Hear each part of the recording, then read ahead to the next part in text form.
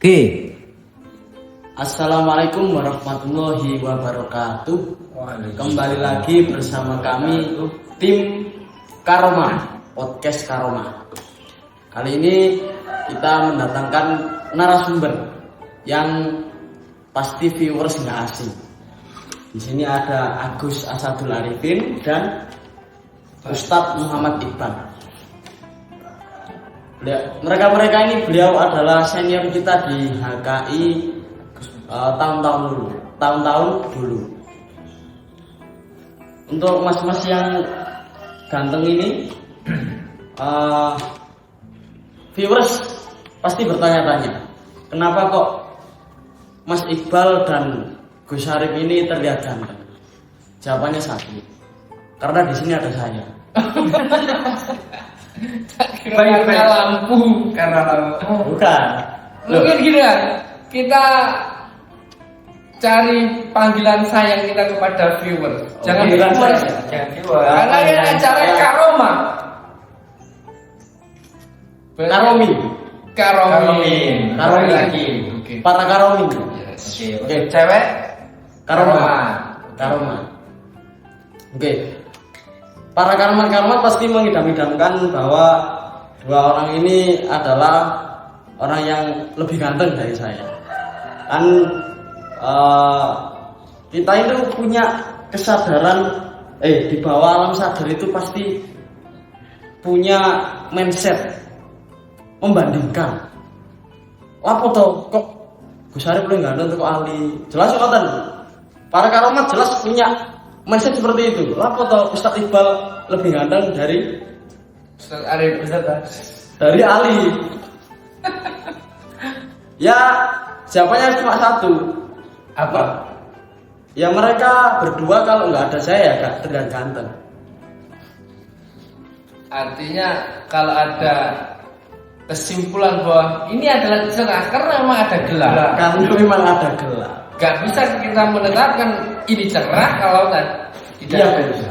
Jadi nurani saya ini seperti kenapa ya? Menjerit loh nurani saya ini. Tentang orang yang seharusnya hal yang seharusnya melengkapi itu malah dibandingkan.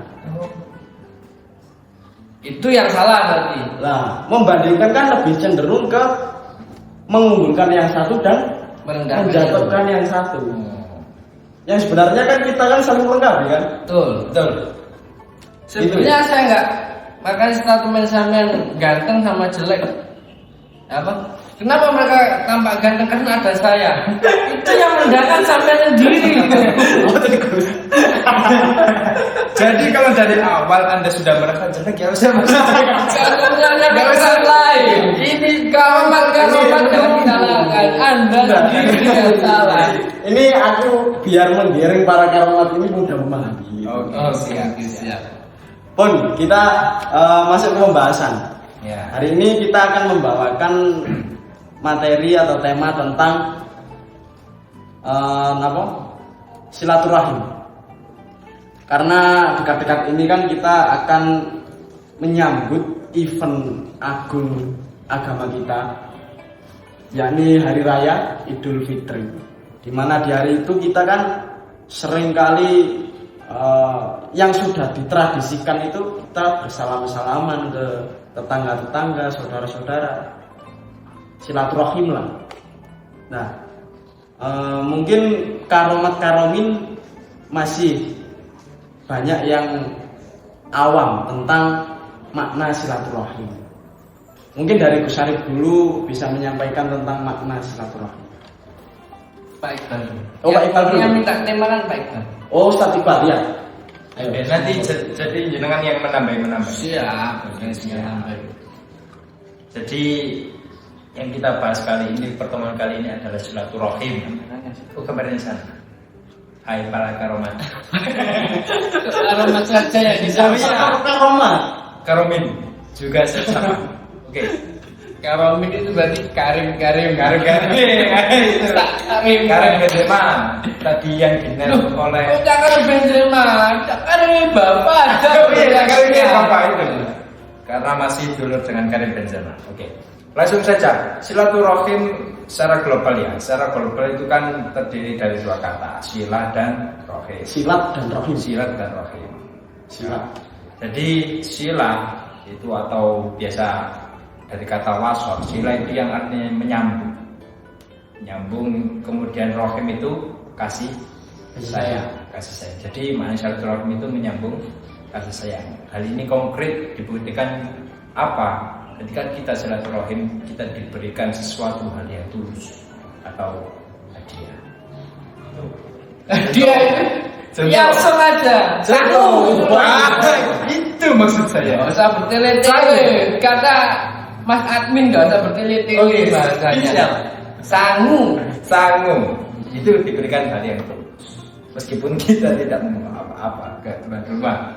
Oke, mungkin bisa ditambahin lagi silakan oleh Agus Asadul Ini kan Aqil. banyak perbedaan.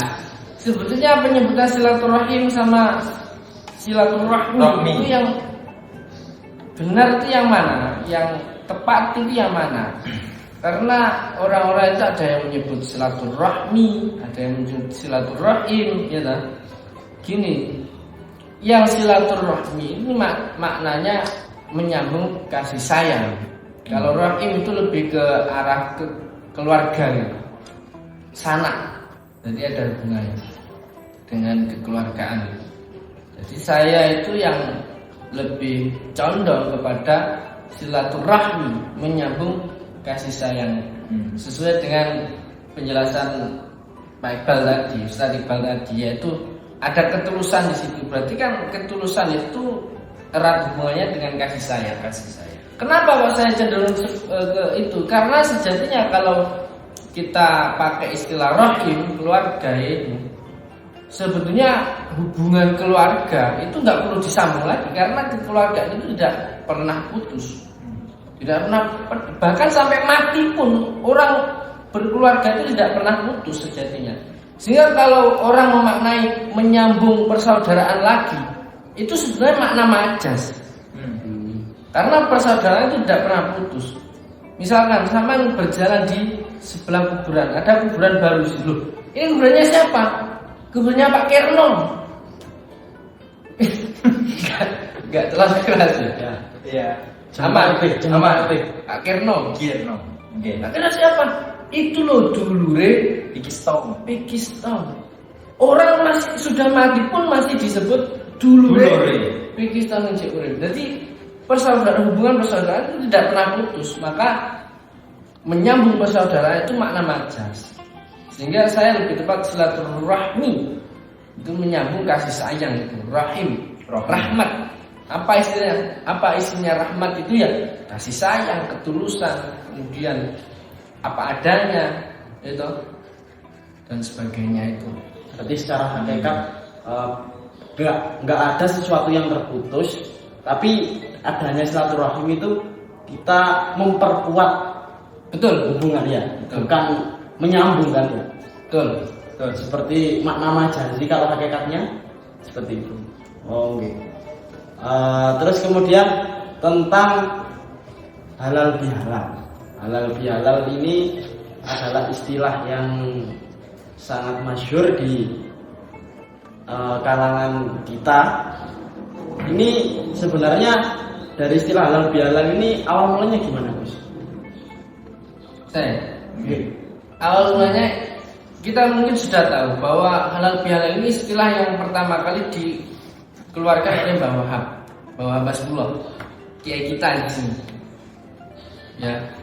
Karena dulu waktu setelah kemerdekaan ini banyak terjadi disintegrasi antar kelompok-kelompok di Indonesia.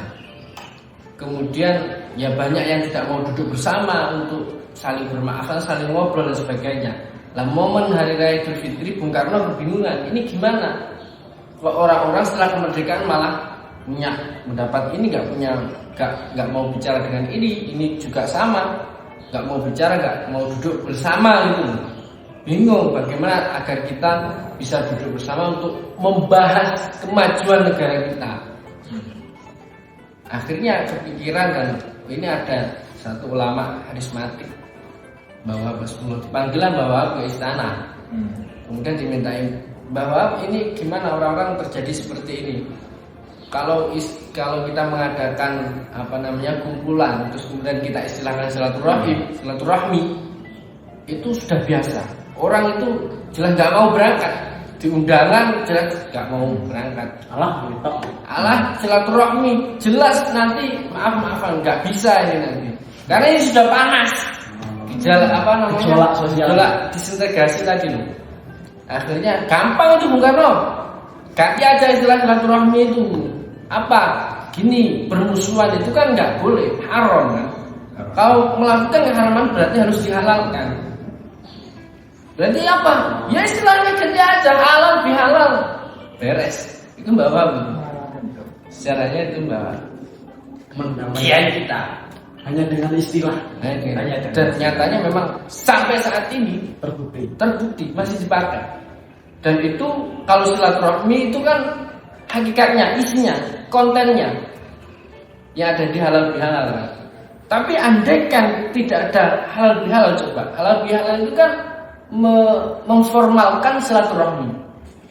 Bagaimana jadinya lembaga-lembaga kenegaraan, lembaga-lembaga sosial, lembaga-lembaga yang ada di bawah-bawah itu pasti nggak akan menyeluruh silaturahminya. Tapi kalau ada halal bihalal, semua datang ke situ mengadakan acara secara formal dan sebagainya, ada kumpul-kumpul, ketemu bareng, itu manfaatnya besar sekali. Sampai sekarang halal bihalal masih dipakai semuanya. Produknya bawah, banyak produk bawah yang dipakai sampai sekarang secara nasional, termasuk penyebutan kata gelora itu. Untuk stadion-stadion itu, stadion-stadion kenapa disebut Gelora Delta, Gelora Bung Karno, Gelora Bung Tomo? Itu usulnya Mbak Wahab. Dulu tuh GOR, gedung olahraga. Loh Bung Karno, kalau dinamakan GOR, gedung olahraga, nggak ada semangat-semangatnya nanti orang. Ganti apa? Gelora. Karena olahraga itu kan semangat. Ya, itu Mbak Wahab. Banyak sekali produk-produk nasional buatan Mbak Wahab. Oke kita. Bangga kan? Contoh lain Mas, produk lain Mas. Apa lagi? Banyak sekali. Sudah kita kembali ke pembahasan aja. Dari kamu saya ajak main sedikit kok. Sudah tertarik. Ya, tertarik Bos. Ngajak dengan tema bertele-tele namanya nanti. Mungkin dari Pak Iqbal ada yang ditambah. Mau saya tambahin. Oke. Itu cukup menarik itu apa yang ide dari Mbak Wahab itu untuk usul Pak Soekarno tentang KB. Kemudian menaruhnya juga pas di momen Idul Fitri. Ini ya kenapa alasan mengapa orang itu banyak yang silaturahim kenapa kok pas Idul Fitri rame, enggak di Idul Adha atau Muharram atau yang lainnya itu. Kenapa kok di Idul Fitri? Seperti yang kita ketahui bersama bahwasanya Idul Fitri ini merupakan hari rayanya orang Islam. Setelah puasa satu bulan itu 30 hari penuh, kemudian kita menuju hari kemenangan yaitu Idul Fitri. Asal dua kata, pertama apa? Silat. Bukan. Idul Fitri. Oh Idul. Artinya kembali. Fitro artinya suci, kembali ke murni. Karena ketika di bulan suci Ramadan kita momen mendekatkan diri dengan Sang Pencipta itu sangat mudah sekali aksesnya. Karena ada syaitan-syaitan yang sudah dibelenggu. Meskipun ada syaitan-syaitan yang berupa kayak Mas Admin ini masih ada. Bukannya justru kalau hari raya itu setan malah Mas, bukan? Enggak, yang dimaksud waktu Ramadan. Ramadannya momen terdekat kita dengan Tuhan. Sekaligus kita itu berjuang melawan hawa nafsu kita, melawan keinginan-keinginan kita dengan duniawi. Itu semua diperangi selama 30 hari, kemudian menang. Semacam perayaan. Semacam perayaan kemenangan setelah memenangkan hawa nafsu. Makanya itu sangat istimewa. Karena begini, Idul Fitri, maka orang di Indonesia ini sangat unik. Jadi apapun adat itu pasti ada satu hal yang menarik. Seperti Idul Fitri, orang di Indonesia kan menyebutnya apa? Lebaran. Kok Lebaran kenapa nggak diganti apa itu? Oh, hari raya pikir setengah tahun. Kenapa kok Lebaran gitu maksudnya? Karena maka orang-orang Indonesia itu sangat unik, mesti menciptakan istilah. Kenapa kok Lebaran? Ini mereka punya 3 hal. Lebar. Pertama itu lebar. Lebar itu lebar dari kemaksiatan.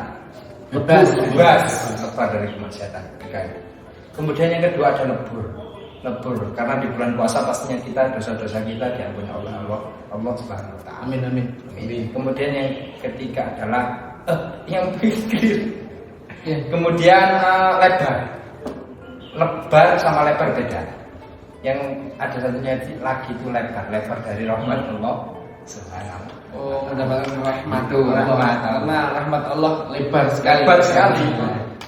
Berarti penyebutan lebaran terhadap orang Indonesia itu maknanya 3 itu. Ya. Oke. Yang saya tahu ada 3 itu. Dan lebaran itu memang dipakai secara baku. Bahasa baku. Makanya ada nyanyian itu. Gimana? Lebaran sebentar lagi. Musiknya. Gimana ya? Gak tahu lagunya. Kamu lagunya taunya gam-gam piara. Ini. Terlalu estetik. Dan jangan lupa untuk para karomin dan karomat, ketika Anda sebelum melaksanakan sholat Idul Fitri disunahkan makan dulu. Ya, bener kan ya? Makan dulu. Makan, saya punya trik itu. Sunnah itu. Agar sekali makan mendapatkan 3 kesunahan. Gimana itu? Makan sendiri kan sunah. Yang dimakan itu 3 kurma. Kenapa yang 3 kurma? Iya. 3 pace gitu. Yang kalau itu nanti dapat 2 kesunahan aja 3 pace. Ini dapat 3 kesunahan, yaitu sebelum berangkat makan sunnah, mendapatkan kesunahan makan sebelum berangkat sholat Idul Fitri. Yang kedua jumlah 3. Kurma 3 ganjilnya. Oh, ganjilnya. Mendapatkan kesunahan ganjilnya. Yang ketiga kurmanya. Mendapatkan kesunahan kurma. Jadi ketika jenengan mau berangkat sholat makan 3 kurma akan mendapatkan 3 kesunahan. 3 kesunahan. Dan 1 makannya itu jumlahnya makanannya buah kurma itu. Kalau makan 3 rengginang serik nanti. Selilitan. Makanya kenapa makan rengginang ketika itu triknya biar mendapatkan kesunahan. Tapi memang istimewa ketika kita melakukan kesunahan seperti itu. Pasti salah satunya pasti diganjar. Itu jelas itu. Jelas. Sunah kan kita diganjar. Terus kemudian ini sudah ada bukti yang fakta, sudah menjadi fakta ya. Seperti kemarin Karim Benzema saya kan bisa menebak kamu. Pak Kaji sebelum bertanding melawan Chelsea itu makan 3 kurma. Oh, 3 kurma. Kok terapa? Kelamaan. Marahin sama Ancelotti nanti. Rem, ayo main lo, opo ya. Jika dia makan 3 kurma, dia bisa menghasilkan hat-trick. Menghasilkan Catalunya. Beri aku 3 kurma. Akan menghancurkan Catalunya. Mantap. Ini fans Catalunya ada ini. Makanya ketika sebelum berangkat sholat Idul Fitri kita makan 3 kurma. Kenapa? Mendapatkan kesunahan 3 sekaligus. Itu untuk kesempurnaan yang lain, guys. Kesempurnaan ketika kita berangkat untuk sholat Idul Fitri. Ya banyak kesunahan. Kalau kesempurnaan itu enggak ada. Kesempurnaan itu kan maknanya syarat kan? Ya. Maknanya syarat kan? Kalau sebelum berangkat ya nggak ada. Terus kalau waktu Idul Fitri itu kita pulangnya lewat jalan beda, itu yang mana, Gus? Yang beda apa yang sama? Itu yang beda. Yang beda ya? Yang beda. Itu ketika Idul Fitri. Yang berangkat ke masjid, terus pulangnya jalannya beda. Lewat jalan yang beda itu kan sunnah. Sunnahnya kenapa? Enggak tahu, Gus. Nah, Makanya ini saya tanya kan ini. Malah bernilai dosa saya kira. kenapa? Karena ketika berangkat sini pulangnya lewat jalur sini bisa dipastikan itu mengambil sandal orang. Enggak, Karena orang masjidnya di sini. Kan dia berangkat dari sini, pulang kok dari sini, salahnya di sini. jelas pakai sandal swallow dia. Maka bernilai dosa. Enggak tahu. Yang dimaksud Pak Ali itu Gimana? berangkatnya berbeda, jalannya itu gini. Kenapa kok dia menganggap ini apakah ada kesunahan? Memang itu ada kesunahan, yaitu berangkat di jalur yang lebih jauh, pulangnya jalur yang lebih dekat. Maksudnya beda jalur itu gitu, bukan angger beda aja, tapi beda jalur itu yang jalur berangkat lebih jauh, yang pulang ini dekat. Karena kalau lebih jauh berangkatnya, ini kan kita mau menuju ke masjid, melakukan ibadah. Ya, langkah kita lebih jauh, ini berarti langkah kita lebih banyak. Maka aksaru fi'lan kana aksaru fadlan. Jadi apa-apa yang perbuatannya itu lebih banyak, berarti keutamaannya lebih banyak, pahalanya lebih banyak, hitungan langkahnya lebih banyak, pahalanya lebih banyak gitu. Itu yang dimaksud jenengan itu seperti itu. Mungkin ada pertanyaan lain? Ya tentang apa tadi? Sini kok dikatakan. Oh iya. Terus nanti ketika kita bertemu dengan saudara-saudara, itu kan kita biasanya bersalaman, Gus. Ini pasti saya itu biasanya ya, ini pengalaman pribadi saya, itu curi-curi kesempatan salaman nang dulur-dulur sing ayu, Gus. Itu tidak kepada dulur saja. Oh, tidak kepada dulur saja. Tapi kepada perempuan-perempuan. Karena kan gini kan, Gus. Kita kan Hati-hati para Karomin. Oh, karomin. Karomat nggak mati. Ya karomin itu yang mencari-cari. Wahai karomin. Gini kan, ketika kita bersentuhan dengan orang yang non muhrim itu kan nggak boleh kan misalnya. Non mahram. Non mahram kan nggak boleh. Tapi kan seakan-akan di momen ini itu seperti satu momen untuk kebolehan. Ini curi-curi kesempatan. Saya punya teman-teman yang cantik-cantik gitu. Dan sering saya salimi gitu. Anda punya adik cantik? Gak punya. Maaf, saya salah tanya. Gak punya. Kalau punya kenapa Ustaz Iqbal? Iya, ya salah pertanyaan saja. Saya itu. Kenapa Anda tertawa? Enggak apa-apa. Oh ini saudaranya laki-laki semua jelas. iya. Tadi kan sudah menyebutkan CV. Oh iya, sudah ya. Saya enggak mendengar terlalu fokus. Oke.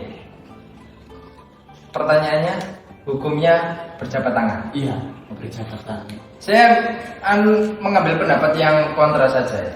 Jadi haram. Nanti biar akan besar terserah. Jadi di keterangan di ngaji yang pernah saya dengar itu di Pak Nur Khalid ya waktu dulu ya, kitab Satu Rofi itu tetap hukumnya begitu haram karena bersentuhan dengan bukan muhrim. Tapi pada faktanya tetap dilakukan ya nggak apa-apa. Loh, yang artinya tetap ingkar. Itu yang saya ketahui. Mungkin bisa menambah Ustaz. Ya betul. Selama saya mencari referensi tentang hukum dari bersalaman antara orang ajnabi, antara non mahram, itu memang nggak ada yang memperbolehkan. Tetap haram. Tetap haram.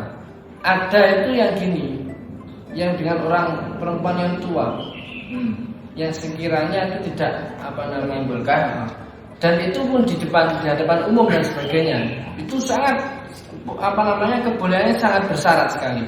Tapi kalau selain itu nggak ada pendapat sama sekali yang saya temukan tentang kebolehan salaman itu. Haram berarti. Ya. Gimana kita menyikapi? Sedangkan tradisi kita, ya bukan tradisinya, kejadian yang ada di lingkungan kita itu salaman. Bahkan mohon maaf, kalau dengan orang lain mungkin bisa, ya kita masih. Tapi yang sering sekali sulit untuk menolaknya ini dengan saudara. Saudara sepupu itu kan non mahram kan? Non mahram. Kita kan boleh menikahi saudara sepupu. Boleh. Gitu. Boleh sekali. Boleh sekali. Bahkan Google itu kan kalau hari raya paling banyak apa pencariannya? Bagaimana hukum menikahi sepupu? Boleh. Itu boleh. Artinya apa? Dia ajnabi. Bukan mahram. Salaman berarti tidak boleh. Itu yang paling sulit. Nah, bagaimana kita menyikapi? Ya sudah. Ya Mas, jadi pada ya haram, tetap haram, berdosa. Jadi dosa. tetap konsekuensinya dosa. Jadi untuk para karomin, Anda yang punya sepupu-sepupu cantik, jaga pandangan Anda karena itu bukan halal bagi Anda, tetapi itu bukan dosa. Tapi saya punya trik guys. Gini, saya itu ada sebuah pengalaman. Jadi saya sama ibu saya sama ayah saya itu ke pondok saya dulu, pondok saya di waktu MTS di Banyuwangi sana. Itu kami kan akrab dengan kiai saya dulu, termasuk ibu saya, ayah saya juga sangat akrab karena dulu ayah saya juga mondok di sana di beliau itu. Ketika bertemu dengan kiai saya sungkem, ayah saya sungkem, ibu saya juga sungkem. Padahal ibu saya dengan kiai saya itu kan ajnabi. Berdosa enggak? Ya berdosa. Tapi dengan kebijaksanaannya beliau tetap menyalami. Jadi tetap menyalami gini. Ibu saya sungkem tetap menyalami. Sambil beliau tersenyum, beliau mengatakan gini, muga-muga dosane kalah gedhi karo ganjarane seneng, ganjarane bunga. Gitu. Jadi ya itu. Kenapa Pak beliau bilang seperti itu? Muga-muga dosane kalah gedhi karo ganjarane bunga. Kita bayangkan Mas, kita mau salaman ketemu dengan saudara atau ketemu dengan teman yang non mahram, yang ajnabi. Kita mau nyalami, terus diginikan saja. Itu malunya itu. Coba kita reka-rekan.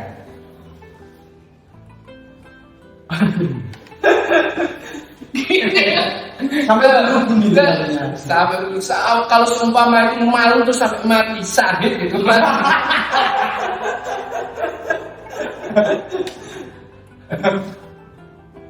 Seperti Pak Suci ya.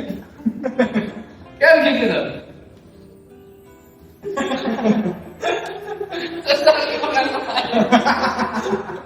Itu malunya itu. Yakin itu kalau seumpama dia malu sampai dia mati. Mati Karena mati dengan rasa malu. Iya.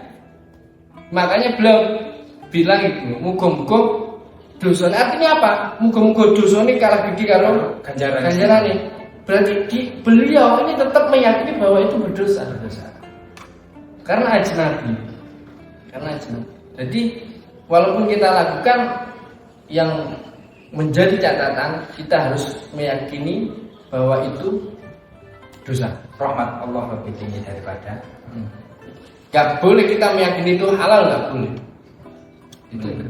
Karena kalau meyakini itu halal berarti kita menghalalkan perkara yang haram. Itu ancaman.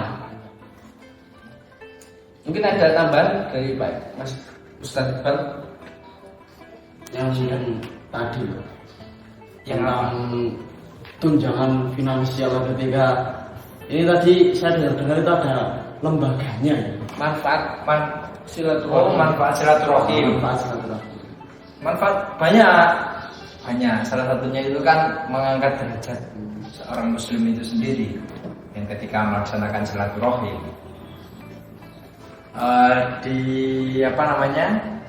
Di buku syairnya Abah itu syair Jawi. Bagi para karomat yang sudah punya silakan dibuka. Ada di situ. Yang belum punya monggo beli pustaka Al-Muhyiddin Ready. Nah itu ada keterangan yang disampaikan yang Abah nukil dari dawuh Syekh Junaid Al-Baghdadi itu arba'un tarfa'ul darajat wa in qala ilmuhu wa amal. Jadi ada 4 hal yang bisa mengangkat derajat seorang muslim walaupun ilmunya sedikit, amalnya sedikit. Jadi yang merasa ilmunya sedikit aman sedikit silakan lakukan ini. Terapkan ini. Ini saya kesimpulannya gitu Iya.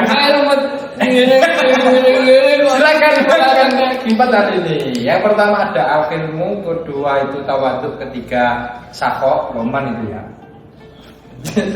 Jadi yang punya utang jangan coba-coba untuk sakho dulu ya. Bayar utangnya. Ya wajib dulu. Wajib dulu. Kemudian ada husnul khuluq. Nah, di poin pertama itu al-ilmu. Itu situ keterangannya ada silaturahim. Karena orang yang silaturahim itu sudah jelas kan manfaatnya yang sudah terkenal itu di dawana umure. Kemudian yang kedua di jembarno rezeki ini. Di jembarno rezeki ini. Meskipun rezeki nggak melulu tentang uang ya, tapi pada faktanya banyak sekali angpau. Jelas. Ini saya kemarin melihat postingannya Agus Asadul Arif ini menemukan lembaga yang sangat unik. Saya lihat kan.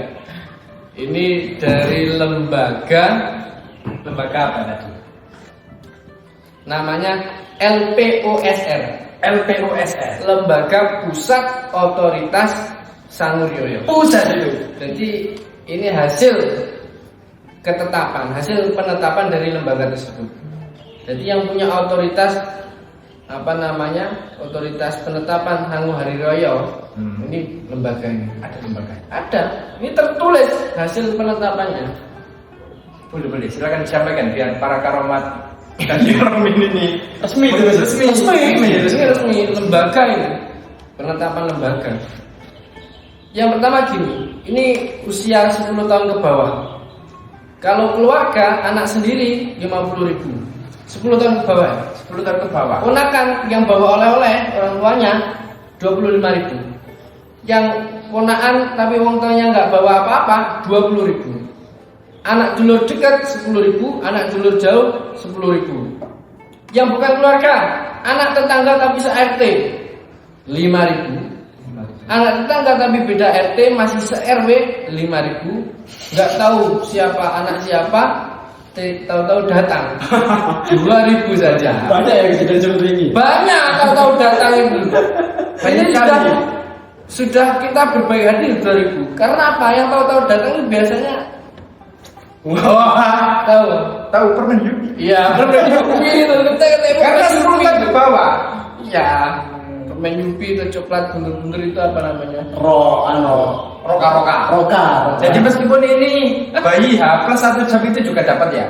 ya pokoknya di bawah 10 tahun ini berarti bayi plus 2 jam Tetap boleh. yang masih Mangap. Anda kan seperti Lohan. terus kemudian usia 10 sampai 20 tahun keluarga anak sendiri 100.000 100.000. usia 10 sampai 20 tahun. Ponaan yang orang tuanya bawa oleh-oleh 50.000, yang nggak bawa oleh-oleh 30.000, anak dulur dekat 30.000, dulur jauh 20.000. Bukan keluarga, anak tetangga tapi se-RT 15.000, yang beda RT tapi se-RW 10.000, gak tahu anak siapa tahu-tahu datang 5.000. 5.000. Lumayan lah, Lumayan. itu baterai Tamiya. Usia 10 sampai 20. Oh, itu umur berapa itu? 10 sampai 20. 10 sampai 20 tahun. Anak yang enggak tahu siapa tiba-tiba datang itu 5.000. Oh, 5.000. Lumayan. Iya sudah. Wis mapi dewe itu. Kita sudah sangat bagus itu. Jadi hanya bisa buat beli baterai Tamiya ya. Iya. Itu beli dinamo 4 WD enggak ngatasin. Wah, enggak. Harus keliling 10 rumah dulu. Oh iya. Rumah dulu. Benar. Kita 10 rumah kali 5. 50.000. 50.000. Lumayan. Sudah. Itu 4 WD bekas itu kayaknya. Enggak yang Audi. Hanya Audi, tapi gosongan itu. Kita nih gampang gosong betul. Terus sekarang ada nih yang terakhir. Yang terakhir 20 tahun ke atas. Oh, kita ini. Ya, kita ini. Anak sendiri terserah. Anak sendiri. Oh ya, boleh. Maklum lah. Boleh gak dikasih karena mungkin dia sudah kerja, atau boleh dikasih agak banyak karena dia mondok membanggakan orang tuanya, jadi mahasiswa yang berprestasi dan sebagainya, sering ikut kajian Seperti ini. Kajian podcast Gimana KIP? Kajian apa? Podcast apa? podcast Karoma. Jadi seperti moderator Karoma ini juga membanggakan. Menanyakan bisa diliput, dilihat orang tua, kemungkinan kamu Potensi dapat banyak. Karena terserah itu kan tergantung yang mengisi. Terus kemudian ponaan yang orang tuanya bawa oleh-oleh 50.000, yang nggak bawa oleh-oleh nggak usah. Anak dulu nggak usah, anak dulu jauh nggak usah, anak tetangga RT nggak usah, anak tetangga beda RT sama RW nggak usah. Nggak tahu siapa tiba-tiba datang nggak usah. 20 tahun ke atas. Ini mah agak bengis nih. Ini pakemnya di pokok nggak oleh Gus. Tapi ini saya kira Baru bisa. ketika penetapan usia 20 tahun ke atas ini mau melalui perdebatan sengit. Bukan. Di dalam lembaga itu, Iya. sayangnya tidak ditampilkan secara publik ya. Iya, ini penetapannya saja. Tapi saya mengira ini penetapan usia 20 tahun ke atas melalui perdebatan sengit. Kenapa saya bilang seperti itu? Karena saya ada pengalaman yang unik. Gini, secara pribadi saya itu semakin tinggi usia saya semakin tambah, itu uang sakunya semakin tambah. Saya juga gitu Gus. Benar, Ya, memang ya, sudah ya, gitu. ya. Ya. Dan pernah saya itu ke Jember, ke salah satu orang tua saudara saya, ke teman saya, terus kemudian ditemui oleh orang tuanya juga. Setelah saya pamitan, disangoni, dikasih angpau. Gak usah, terima kasih, matur suwun kayak saya gitu. Itu gimmick atau gimana? Asli, saya asli. Matur suwun. Oh, Karena ini teman, bukan saudara. Iya. Teman saya kenalnya di pondok, teman saya. Makanya saya itu kan, gak usah terima kasih, saya sudah besar, Bu, saya besar. Tapi dipaksa. Selama kamu belum menikah berarti kamu masih kecil. Jadi standarnya itu. Selama kamu belum menikah berarti kamu masih kecil. Otomatis kamu masih berhak menerima santan. Ya udah, alhamdulillah. Ya enggak gitu aja. Ya sudah. Tapi yang sangat saya tangkap itu, dan itu mungkin bisa dicamkan kepada orang-orang itu. Ya maksudnya yang baik-baik. Maksudnya yang mendengarkan ini ya. Ya. Mohon. Kami Yang besar-besar ini lebih membutuhkan ya daripada anak kecil-kecil yang hanya digunakan untuk beli Tamiya atau hanya sekedar beli kelereng. Terus Beyblade. Beyblade. Asik. Terus sama Apa itu? Crash Gear. Oh, Crash Gear. Sama yoyo biasanya. Yoyo. Oke. Mungkin sudah cukup banyak yang kita bahas kali ini Tentang silaturahmi. silaturahim dan apa-apa yang ada di momen Lebaran atau Hari Raya Idul Fitri. Terakhir Gus dan Ustadz, kesan dan pesan untuk para karomin dan karoma yang sedang menonton. Monggo pesan-pesan. Dari Ustadz Iqbal dulu. Saya dulu. Ya, terserah. Serah.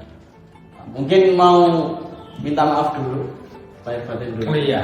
Ini mau Ya, kita kan mau Lebaran. Oke, sebetulnya saya dan juga Agus Syahidul Arifin mengucapkan minal aidin wal faizin dan maaf lahir dan batin.